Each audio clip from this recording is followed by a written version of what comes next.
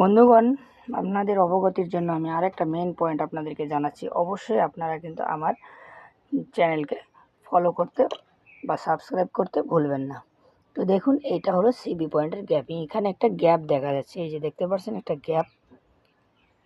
তো এই গ্যাপটি হলো সিবি পয়েন্টের গ্যাপিং। তো এটার মূলত আমরা কি পরিমাণ রাখবো, এটা গ্যাপটি আর একটু বাড়বে আমাদের। এই গ্যাপটি কিন্তু স্বাভাবিকত এতটুকু পর্যন্ত থাকবে। এই এই পয়েন্টের গ্যাপিং, কারণ এটা ইগনিশন কয়েলের সঙ্গে যুক্ত, এই গ্যাপিং এবং আমাদের যে এই পাশে আমি মূলত আপনাদেরকে টাইমিং সম্পর্কে জানালাম।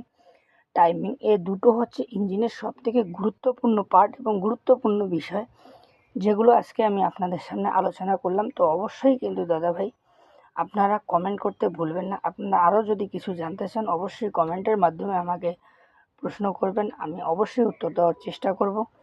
আপনাদের সঠিক সিদ্ধান্ত দিয়ে সঠিক কার্যক্রম শেখাবার জন্য অবশ্যই আমি চেষ্টা করব।